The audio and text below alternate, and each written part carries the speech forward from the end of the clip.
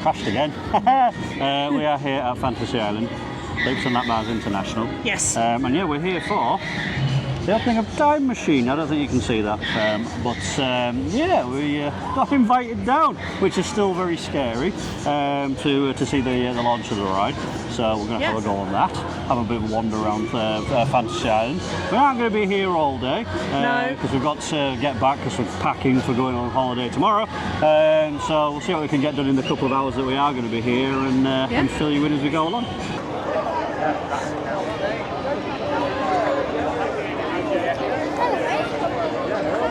On today for the opening of the Time Machine. The Time Machine is quite fitting, really, when you think about the past and the future. This year being the 30th anniversary of Fantasy Island.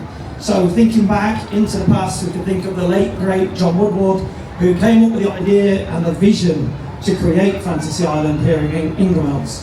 So we still have to pay credit to John for everything he's done in the past.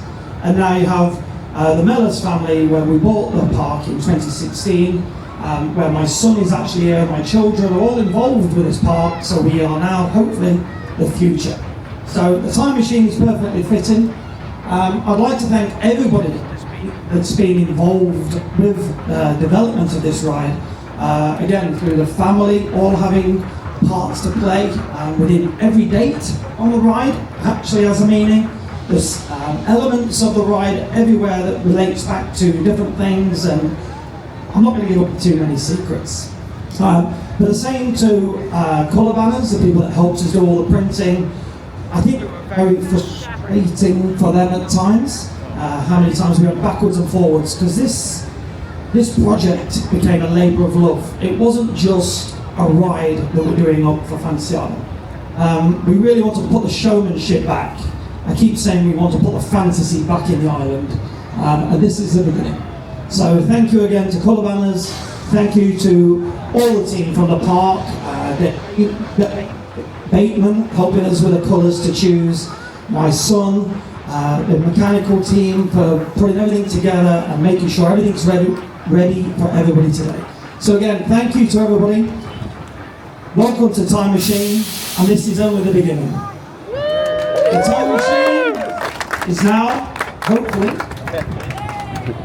open.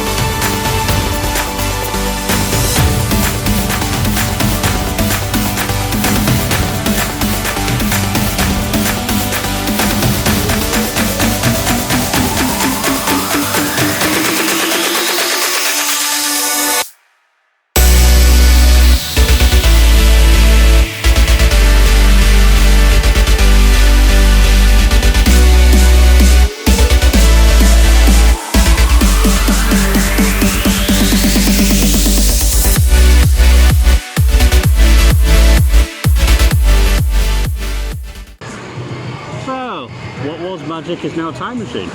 Yes, and I've got to say they have done an absolutely brilliant job of upscaling this ride. Upscaling? Upgrading. It's an absolute credit to the park, to what they've done with it.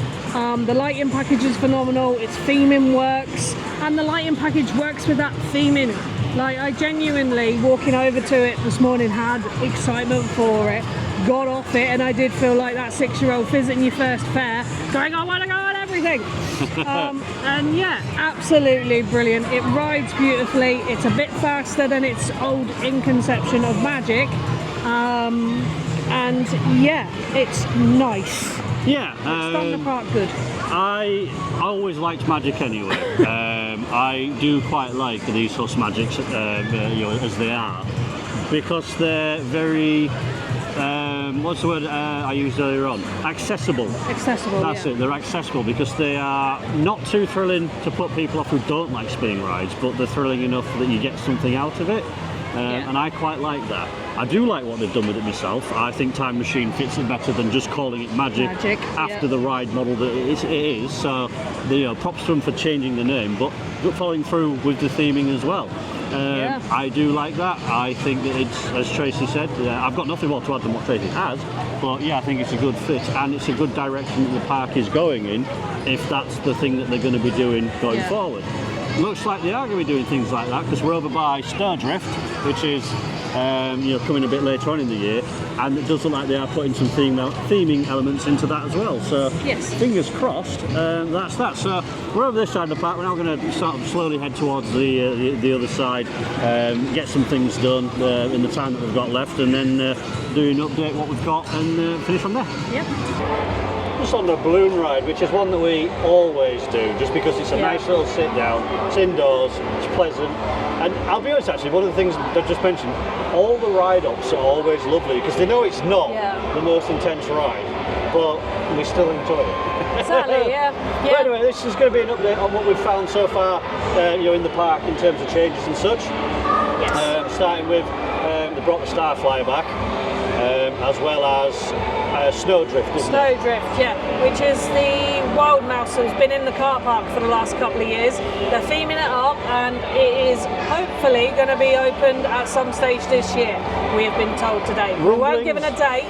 Yeah, rumblings are that we're filming this on the 2nd, and the rumblings are that it's going to be next weekend, but obviously take that with a pinch of salt. This video probably will not be out by then, so the ride may have already opened. But there's that. Rhombus Rocket's been renamed to Rhombus Express.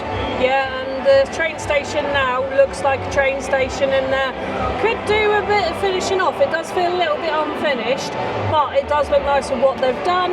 The log flume next to it, that cabin has had a paint up, and it looks all the better for it. Looks really, really nice, does that. And there's a lot of paintwork, sort of an odd little bits noticing around the park. They look like they've done a couple of the lighting packages as well on certain rides, but we're not entirely sure. Yeah, Seastop, we're convinced that they've done something with that, because you mentioned that they've opened it up a little bit more, and the lights do seem like they're a lot more impressive, is that really the word to use? But we've not ridden Seastop, we're probably not going to ride it anyway, because we're not here all day, because we're going to be getting home to get ready to go abroad tomorrow. But new for this year, they've got, is it Castaways? Yeah, they've got some new stuff on in Castaways. And or is it the bar and grill? Oh, it's the bar and grill, Tiki Bar and Grill I think it's called. I'm sure it's Castaways. I'll put it on screen anyway because we're obviously not very good at this. Exactly. But we did have a look at the menu. It looks quite tasty. It's build your own burgers and steaks and things, wasn't it? And paninis, shrink potatoes, that kind of thing. So yeah, it's all looking nice. And as we were told by Mr Mellor this morning, now they've kind of finished in here for the time being, and they are focusing on doing more with the outside, which is good. The area where the old McDonald's was, that's now been taken away and opened up, so there is potential for a ride to go in there. And it's all dependent on whether they remove the go-karts or not, because the area is substantial enough, but if they remove the go-karts they could put quite a meaty I think it should be a coaster that they put in, but more flat rides and such. Based on the conversations we had this morning with Mr James Mellors, it seems like they're going down not necessarily the family route, but they're going to get the families in and get everyone coming back, and then start in the sort of big thrilling rides.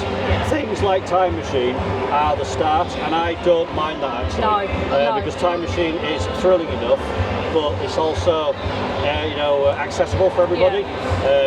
It's not another Odyssey, so I think that really wraps it up for the changes that we've seen so far. We'll have a bit more around, and then we'll do a wrap up towards the end. Yes.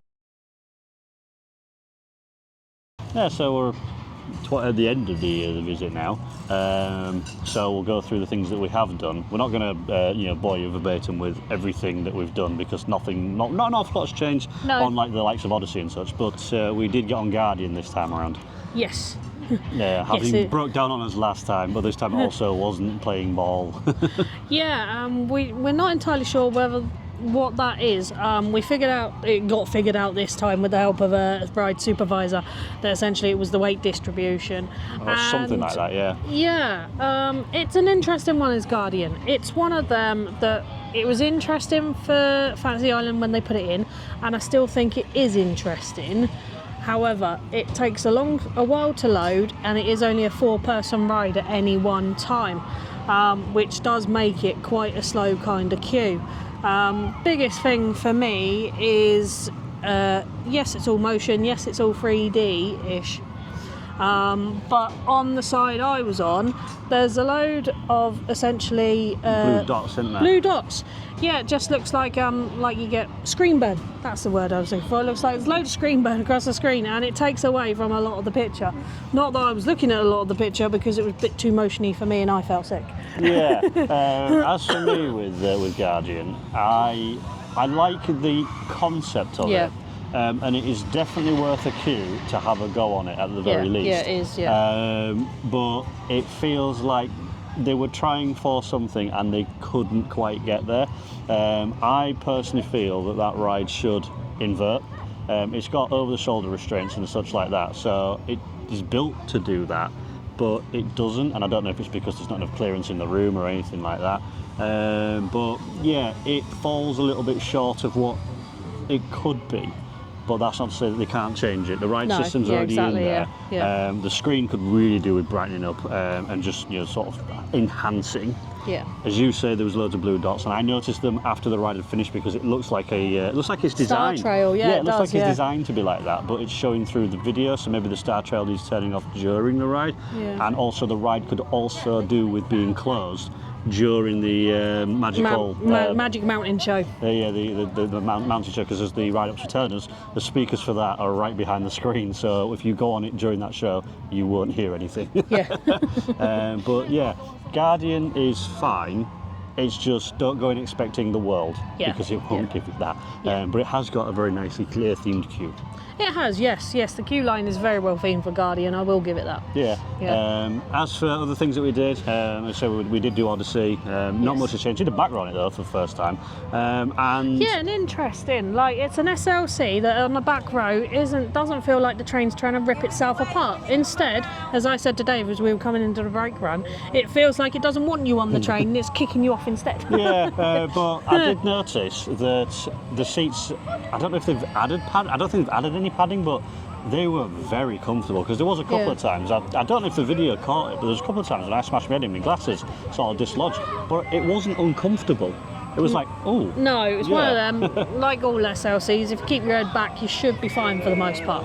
So, yeah, there was nothing really new with Odyssey. Rhombus Express, we already discussed. That one has had changes. It's been changed from Rhombus Rocket to Express. And didn't really mention it in the earlier part, but I don't know why. I kind of liked it as Rhombus Rocket. Yeah, I liked it as Rhombus Rocket, but I think depending on what they want to do with the outside area and where their strategic plans go in the next 10 years, Express would probably be a little bit better. The only thing I could possibly think of, and this is just literally coming out of my head right now, is they're calling it Rhombus Express because Mack Rides could take over looking after it, because it's made by WGH Transportation, who don't exist anymore. Apparently they still work in partnership with Legoland to work on Dragon, but that doesn't necessarily mean that they're going to be around forever. And if they change it to Express, it means that they could very easily just slap a Mack Rides ride on top of it. So I don't know. Like I say, that's just me thinking. Speculation. Yeah, thinking out of my own head. Harrington Also, Flints. Yep, did Harrington Flints as usual. It's a brilliant ride. It's Harrington Flints and well worth a couple of goes round. In the dark shooting ride. Brilliant addition to the park here. Brilliant addition to UK park lineup as well. Yeah, because our only trackless dark ride. Yeah. Interactive trackless dark ride. I don't know if it's our only trackless dark ride, but anyway. Yeah. I like Harrington Flints. And we also went on. I'm trying to think now. Yeah. We did the balloons. We did Seaquarium and balloons and Odyssey. Yeah, we didn't do Odyssey. Millennium. No, because for once it's the longest we've ever seen the queue for Millennium. It's literally all the way down the corridor and in the cattle pen and outside the cattle pen at times as well. Yeah. So we gave Millennium a miss today. I think that's one thing I'd probably say overall, that it is the school holidays. It is busy here. We did expect it to be busy. And it's nice to see the park busy, and also how it operates on kind of a lot of one trains on a lot of things when the park is busy. Yeah. Like, there are queues, but they are relatively steady. They are going down fairly quick. But yeah, we'll touch on that bit in the wrap up, because other than that, I don't think we haven't had an awful lot of time here to be able to do an awful lot. And to be honest, we didn't really want to do an awful lot. This was kind of a last minute thing. Yeah. We did come for Time Machine, and we are very thankful for Fantasy Island. We for are inviting indeed, us, yes. Thank you for that. Yeah, thank you for inviting us down and such, because it was really special, just It seeing was, yeah. what it's like to launch a ride, and then taking pride in the fact that all right, it's not Nemesis Reborn and it's not the opening of Hyperion or something like that. It's just a flat ride, but they made it feel special. They have, yeah. So let's move on to the wrap up. So on to the wrap up. There's not really much to wrap up apart from, as Tracy mentioned, is summer holidays. One of the things that Fantasyland could really do with doing, if they've got a spare couple of quid, is getting new trains on Millennium and also Odyssey. They're both capable of running multiple trains. They are, yes. And they only have one train for each that I know of. So maybe they don't need necessarily new trains, though getting something like a Sun Kid train on Odyssey. Yeah. No, sorry, Millennium, and the new Vest style restraints on Odyssey, having two trains of those would be excellent. Yeah. But also, we didn't queue a long time for Odyssey, so I don't think it needed the second train. Millennium, I kind of feel, does. Yes. But for me, as I said in other videos, Millennium really could do with new trains, because those old Vekoma trains, although they are iconic and stuff like that, I hate them. They are nice. That is not to take away from them trains on Millennium, because they are comfortable. Millennium itself as a ride is comfortable. There's nothing wrong with the trains, but they are a little bit steppy down into at times. You're just like, right, okay. It's a bucket on wheels, and it's. I think it's less the fact that I don't like the Millennium trains. I think it's more, my God, do I prefer the new generation trains? Yeah. And that's the thing. It runs the same trains as what Wipeout used to do at Pleasurewood Hills. And their Sun Kid train is wonderful now. Yeah. Can you imagine having an open train like that with how smooth it runs? Anyway. Yeah. Nice to see that they've got refillable drinks. Yes, that's a new thing for this year. So you can buy essentially like the freestyle cups like you get everywhere else in pretty much a lot of the other parks. They are £12 for that and a set of refills, and you get 12 refills, I think it is, and you literally just go up to any bar in or in and around the area, eatery in the park, and you can get them refilled. Past your 12 refills, because we haven't obviously got one today, past your 12 refills, it's then an extra £8 for refills, for an extra 12 on top of that, which I think is a really good way of doing it, because if you've got a family and you've got a couple of kids that are willing to share a cup, they can have drinks all day, and that's going to take a lot of financial pressure off a lot of families for bottles of Coke that are £3.50 a go. Yeah, no, I think that is a good thing, making you bring your drinks down to £1, and you've got souvenir cups to take home. Yep. They still don't have merchandise. Obviously, they've now brought these refillable cups out, but I really would like to see merchandise. But that's me. I come to parks. I'm quite happy to pay an entrance fee and also spend money on merchandise. I've done it all in Towers for many years. years, did it at Hyde Park when we went there, Yep. etc., etc., Yeah. etc. There's not many parks we haven't spent money on merch at. Exactly, and having a decent quality Fantasy Island T-shirt, or something like that. Even if they start, I've mentioned in the previous vlogs, Pin badges. pin badges, yes, or theming up the ride. So the Odyssey has an Odyssey theme, and Millennium has a space theme to it, and then having ride-specific merchandise for those. Exactly. I don't know if it's something they want to go down that route of, and I don't think it ruins the park in any way, shape or form. No, you can get lanyards, you can get like merchandise for the kids, but that's about it. I think that's drying up as well, because it seems to be that's the older merchandise. We were told before that they were stopping doing it. So it doesn't need it. I just want that. There's a lot of parks. I just want more of them.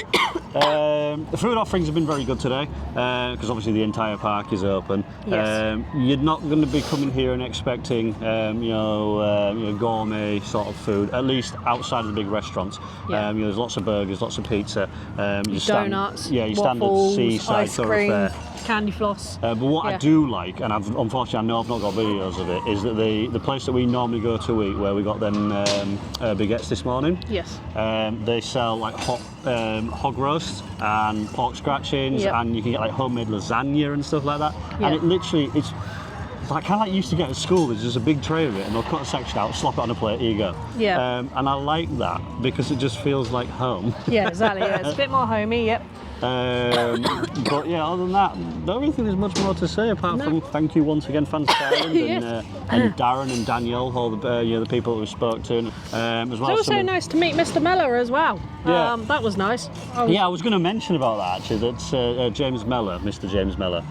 I cannot get over the fact that obviously he's head of Mellor Group. But he's so down to earth. Yeah. He's lovely. He talked to us and he didn't give us any corporate crap. And he just explained things. It's like, the way that Fantasy Island's going, and we're doing the family sort of things, because we're a business, not because we want to appeal to enthusiasts.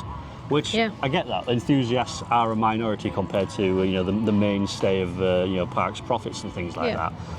But he didn't go, we're going down the family route, sod you enthusiasts. It was like, we're going down the family route so that we can get the families in, and then they can keep going back, which means that we can then start putting thrill rides in for those families. Yes, and they are one of the only UK parks that, since the Mellors Group took over in 2016, I think he said it was, they have released a new ride on park every year since they took over. Yeah, I mean, it does help a little bit if you've got a catalogue of rides to be able to move around the world.